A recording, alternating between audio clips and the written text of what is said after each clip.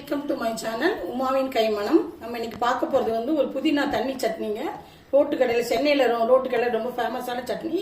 இதை வந்து சுட சுட இட்லியோட அது நல்லா ரெண்டுமே கொதிக்கணும். அந்த மாதிரி ஊற்றி சாப்பிட்டீங்கன்னா ரொம்ப சூப்பராக இருக்கும். எத்தனை இட்லி சாப்பிட்றீங்க உங்களுக்கே தெரியாது, அந்த அளவு ருசியாக இருக்குது. யாராவது கெஸ்ட் திடீர்னு வந்துட்டாங்கன்னா 10 நிமிஷத்துல நீங்கள் இந்த சட்னி ரெடி பண்ணிடலாம். இது வந்து நிறைய ஊற்றி தண்ணி சட்னி இது, அதனால நிறைய ஊற்றி சாப்பிட்டீங்கன்னா நல்லா டேஸ்ட்டாக இருக்கும். வாங்க இது எப்படி பண்ணுறதுன்னு வீடியோக்குள்ளே போய் பார்க்கலாம். புதினா தண்ணி சட்னிக்கு தேவையான பொருட்கள் பார்க்கலாங்க. இது வந்து ஒரு கைப்பிடி அளவு புதினா வந்து நல்லா சுத்தம் பண்ணி வச்சுருக்கேன். ஒரு 4-5 பச்சை மிளகாய் வச்சுருக்கேன். ஒரு 2 துண்டு தேங்காய் வச்சுருக்கேன். இது வந்து ஒரு கரண்டி இட்லி மாவு. இதுதான் தேவையான பொருட்கள். நம்ம வந்து ஃபஸ்ட்டு இது வந்து அரைச்சிக்கலாம். இப்போது பச்சை மிளகாய், தேங்காய், புதினா அதை வந்து போட்டிருக்கேங்க. தேவையான அளவு உப்பு சேர்த்துட்டு நல்லா வந்து வலுவலுன்னு அரைச்சிட்டு வரலாம். இப்போது அடுப்பு பற்ற வச்சு இருப்பு சட்டி வச்சுருக்கேங்க. இதில் வந்து நல்லெண்ணெய் ஊற்றுறேன். சமையல் எண்ணெய் எதுவும் அதை ஊற்றிக்கோங்க. எண்ணெய் காயட்டும். கடுகு பருப்பு கருவேப்பிலையெல்லாம் போட்டு தாளிச்சு விடலாம். இப்போது கடுகு போடுறேங்க. அதை வெடித்தோடனே வந்து கருவேப்பிலை போடலாம்.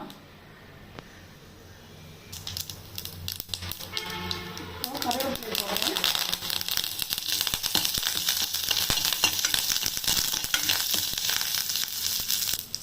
இப்போ வந்து அடுப்பு நல்லா ஸ்லோ பண்ணிக்கோங்க.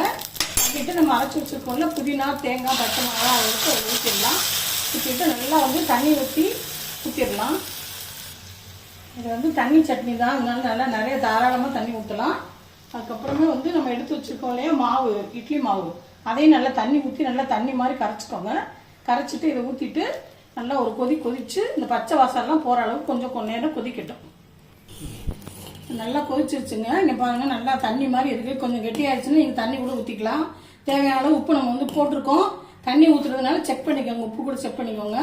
நல்லா கொதிக்க வந்து நம்ம வந்து இது வந்து இட்லி மேலே ஊற்றி சூடோடு சாப்பிட்ணும். அப்போ தான் இந்த சட்னி வந்து சூப்பராக இருக்கும். ரெடி ஆகிடுச்சு நம்ம சட்னி. நீங்களும் ஒரு தடவை ட்ரை பண்ணி பாருங்கள்.